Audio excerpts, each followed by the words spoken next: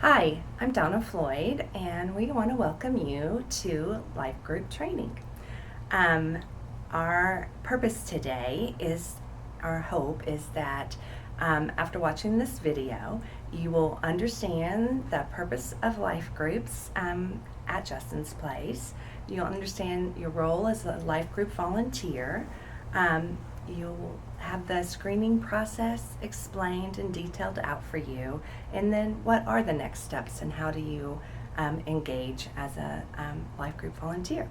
So we'll just get on with it and share with you a little bit about why we have life groups at Justin's Place. So everything we do at Justin's Place is out of the life of Justin, everything we learned from bringing him up. And what we learned was that when we circled him with the supportive community in our family and helped him dream his dreams and walk towards them, he could do it. He began to grow in confidence and believe in himself, and for the first time in his life, he felt encouragement. So life groups are that same element for the residents we have here. It's a group of people, 5 to 7 adults, to circle each resident and to be that family or that support group around the resident, and give them the encouragement and the mentorship and everything that they need as you cheer them on through their journey here. So I'm going to explain a little bit about the different roles of the life groups, and different things that you can engage in and over the next few minutes. So first off, what is the role of a life group volunteer? Well, first and foremost, our life group volunteers pray for our residents and their families. They lift them up in prayer, pray for their safety and protection, and pray for their growth, for their things they're trying to achieve day in and day out. Just lift them up to the Lord and support them in prayer. One of the most important things that our life group does for the residents is they model healthy behavior for our residents. And they replace the broken model of generational poverty that they have seen most of their lives. All of us model what's been modeled for us. For example, if when you were little, your mama taught you how to tie your shoes right-handed, more than likely, if you had a child, when you taught them to tie their shoes, you taught them to do that right-handed. We model what's been modeled for us. So life group volunteers model healthy lifestyles for our residents. That can be anything from how to build relationships, how to talk to other people, how to engage in jobs or interviews, how to raise their children, speak into the lives of their children.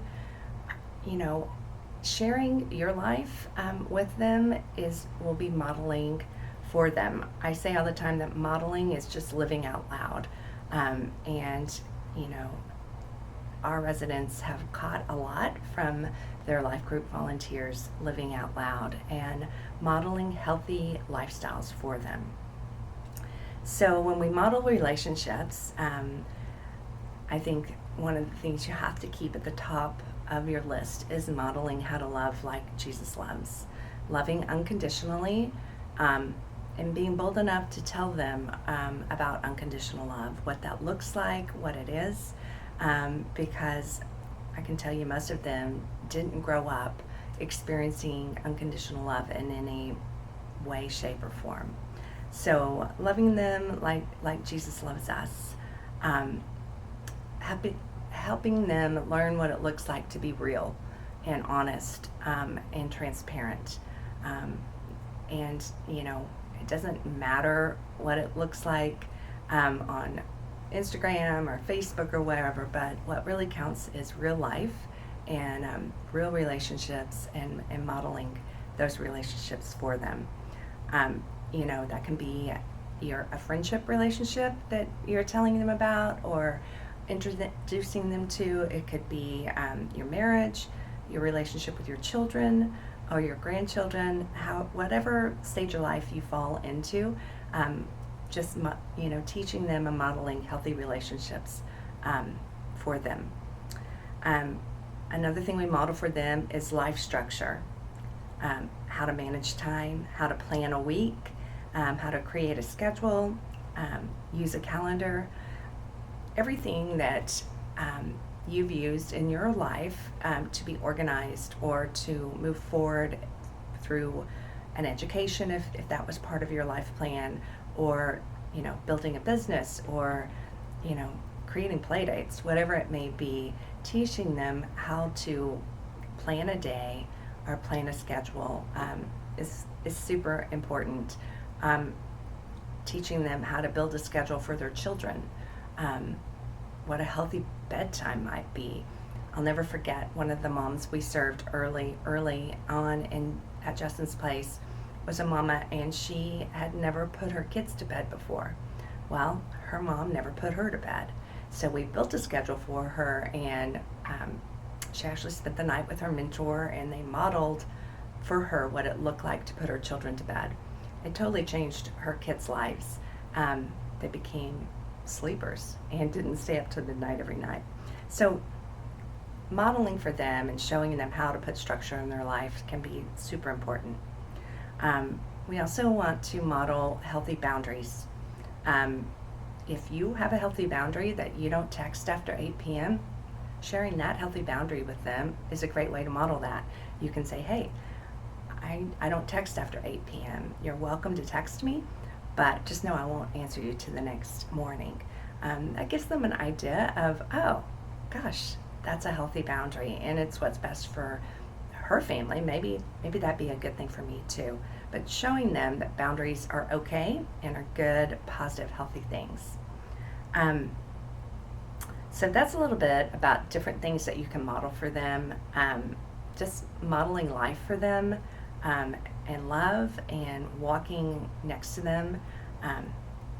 You don't ever really have to say anything straightforward like, oh, I'm going to model this for you.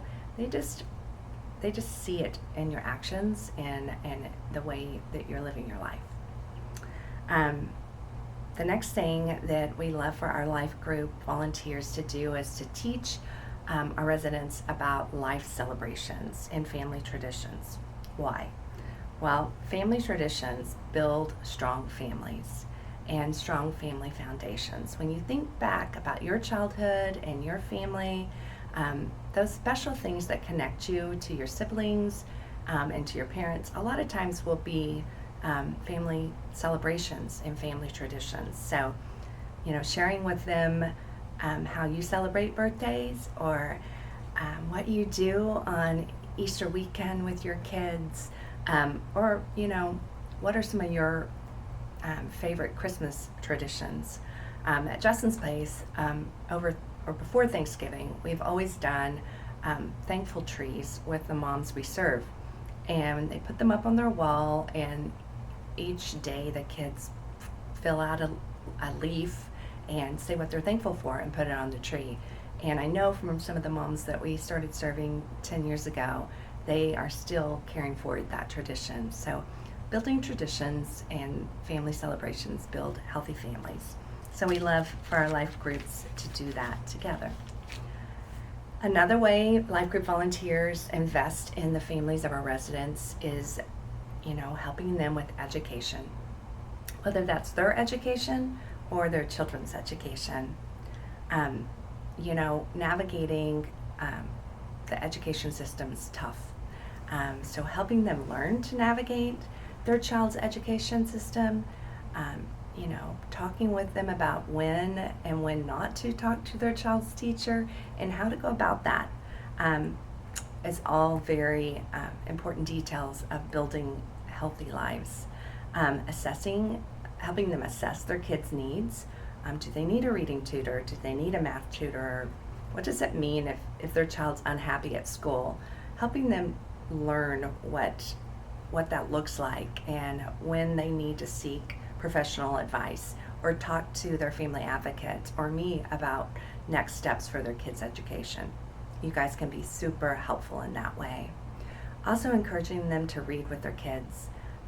We have a little library here at the Nest, and it's open for them to come in and out whenever they want to, but helping them realize the importance of reading, especially with their pre-K kids, but really all their children, to help their vocabulary grow and help their reading be strengthened.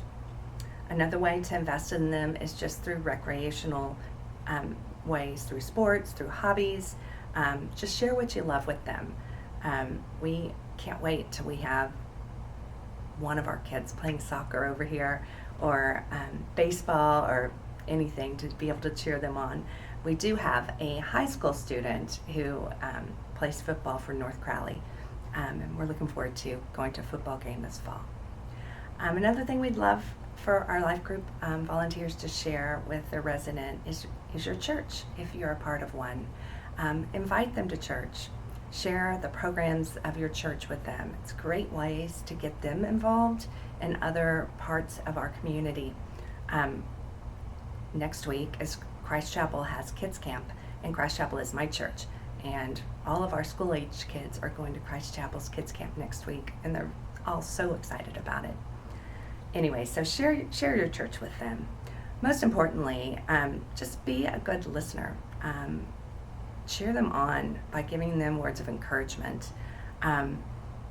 Just having somebody by their side that they know that they can trust and it's going to be there, and they can receive positive feedback from, is truly one of the best parts about being a life group volunteer. So that's a little bit about the why behind life groups and the role of life groups. So I'm going to tell you a little bit about the rules or the boundaries that we have, the don'ts and the do's. So the don'ts, never give financial aid directly to your resident. You can for sure get coffee, give them a meal, a small gift, little things like that. But we ask that you don't give them any direct financial donations. Your donations come through Justin's Place, and we fully support them through the donations that are made to Justin's Place. So we also ask that you not do any one-on-one babysitting. You'll learn through Ministry Safe, I'll tell you about that in a minute, but that you always have to be 2-on-1 with children, so no one-on-one babysitting. So those are kind of our don'ts. Our do's are to love freely and invest in their lives. Life groups don't just cause life change for our residents. It also changes the lives of the volunteers that are serving. And the more you put into it, the more you get to see God at work, and His miracles right in front of our face. So that's really exciting. So there's a few things that we need to know. So when do we need to know? Anytime a resident makes a financial request of their life group, we need to know that. We need to figure out if something's happened with their income, and what we need to do to address it and make things smoother or get them into a better position. So any financial request, any abuse issue, we are a mandatory report organization, so we do have to and will report any type of abuse. Any red flag that you're concerned about, if it's just something you can't stop thinking about, that's probably something you need to either share with myself or with Jennifer or with Maggie. Or if your resident is just ghosting you and hasn't replied in a while, that usually means something's up. So if you'll let us know that as well, we can address it and figure out what's going on and how we can help with whatever's going on in that resident's life at that point. So those are a little bit about our do's and don'ts. So what are expectations for a life group volunteer? Well, the expectations are for one contact a week per life group member. So that could be a text, a call, or a meetup. It could be quick and easy, or it could be longer maybe that week. The second expectation is to have a group meeting or a group gathering with the mom and kids once a month. Not always will all life group members be able to make that meetup, but having something for that mom each month gives her some stability, and she'll get to know different life group members at different times. So it's okay if not everyone can come every single time. So that's a little bit about expectations. All of our volunteers go through a screening process, and that's really kind of what happens next after this training video. Maggie will send you a volunteer application, and you just fill it out and return it back to her, and that will be kept in your volunteer file. You'll also receive a link from Ministry Safe to watch a short video, and it has a little quiz at the end. In addition to that, you'll receive an email requesting permission for a background check that you have to approve. And we run a general background check on all volunteers that serve with our residents or our residents' children. So that's a little bit about screening. So next steps. After that screening is complete, you'll be placed in a life group by Maggie. You'll receive your residents' contact information. And for planning purposes, each life group has a group text and an email thread where you guys can communicate and plan things and kind of stay on schedule that way. And then you just engage with mom and set up your first meetup and begin to get acquainted with her. And from there, you just get to enjoy being part of a life group. We are so thankful that you have chosen to be a member of a life group. I think it is the greatest volunteer opportunity we have at Justin's Place, because it allows you to build relationship and invest in the moms that we're serving and love them like Jesus loves them. And it's, I think, the most rewarding relationship you can do or way you can serve. So we're just excited to have you here and have you as a part of it. If you have any questions, please feel free to reach out. You can email Maggie or myself, and I think this will come on an email, so you'll have a direct reply. Thanks so much for listening, and we will see you soon.